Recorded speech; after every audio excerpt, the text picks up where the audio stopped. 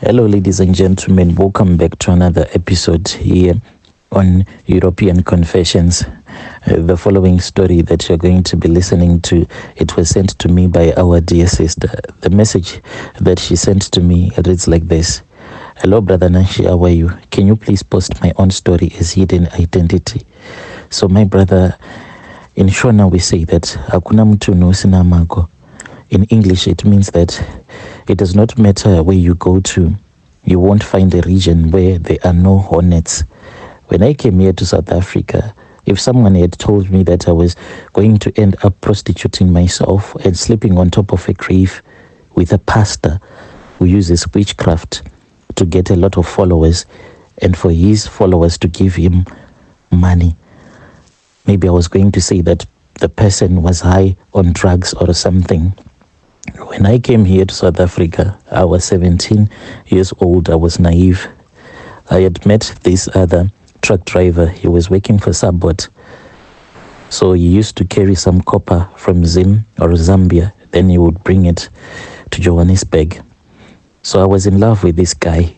He then said that since he was a married guy and he wanted to marry me, he was afraid that maybe his wife was going to bewitch me if she was going to find out that I was dating him, because apparently his wife had already bewitched some of his girlfriends, and one of those women that she had bewitched had died. So he told me that he wanted me to stay in South Africa since they had their depot in South Africa. So I was going to be his South African wife according to him, and then his first wife was the one who would be in Zim. I was excited and I was young.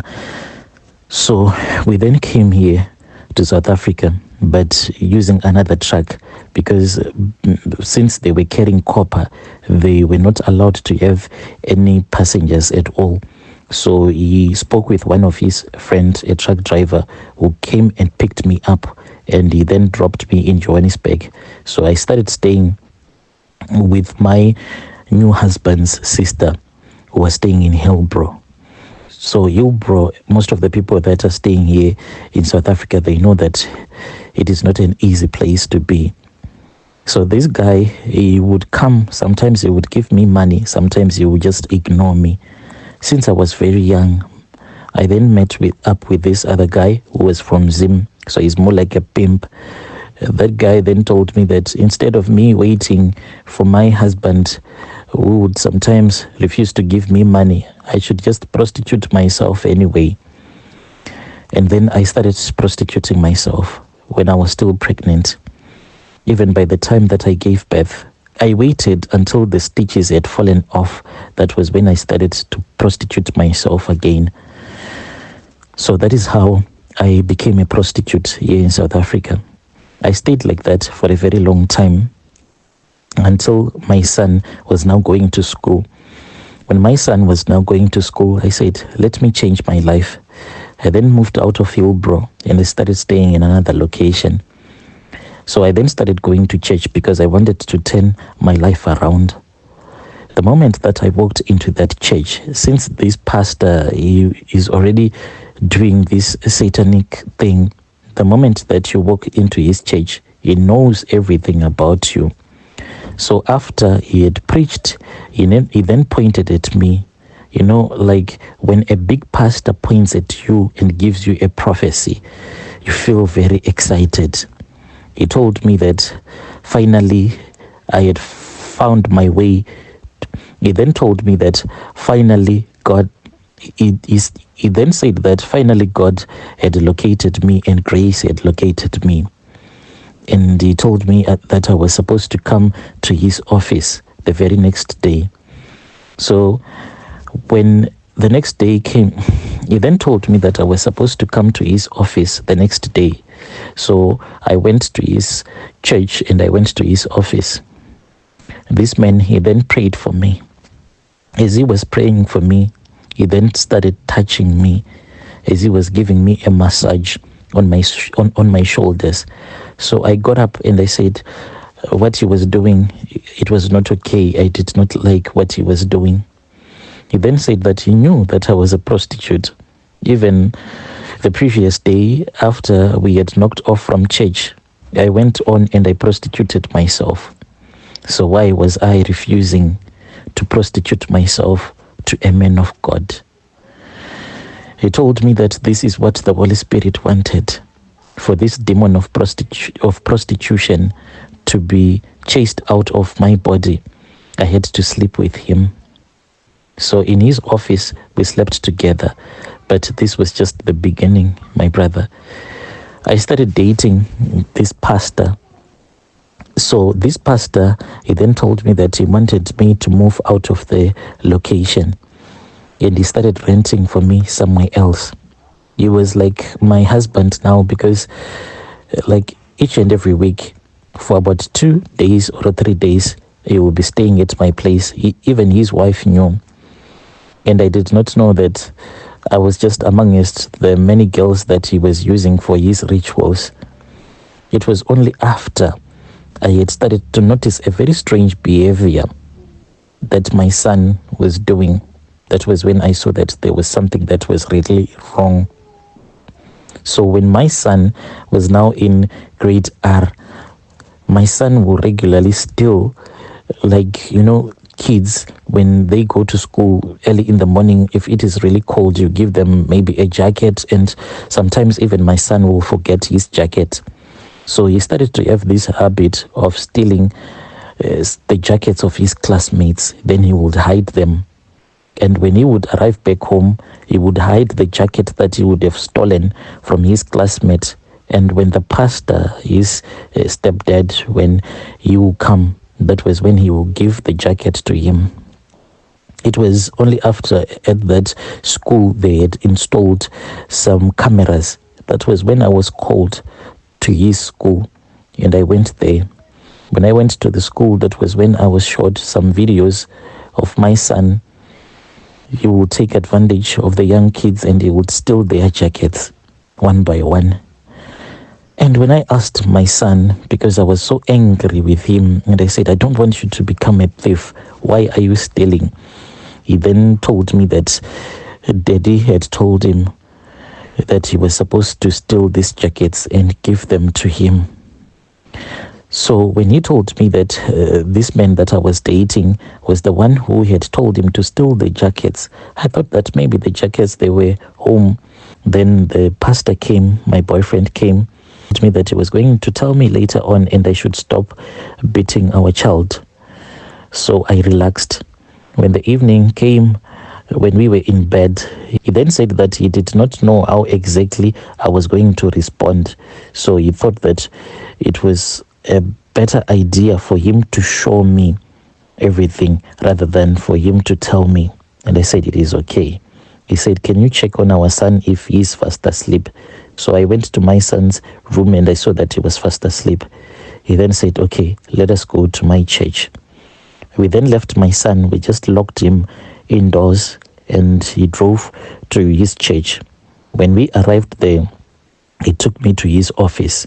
So at that time, Brother Nash, even though I had given my life to Christ, but I was not yet a Christian because I was still living in sin. This pastor, sometimes he would come to my place and he would find out that I'll be having a client. And he even encouraged me to keep on prostituting myself. Even in his church, there were people that were like corrupt, like really corrupt, that were working in the government. And those people, they would be donating a lot of money in his church. And he would not even preach against corruption. In that church, people were doing adultery, sleeping with each other. And there were some men that would come and sleep with me and pay me because most of the men, they had already seen that I was a prostitute. So in that church, even if you were a sinner, you were just welcome. Each and every Sunday, when you would be preaching, you will never preach about Jesus Christ. You will never preach about sin, because you would say that if I start to preach about Jesus Christ, then people are going to run away from my church. So it is far much better that people stay in my church. Then I hope that they will find God in my church.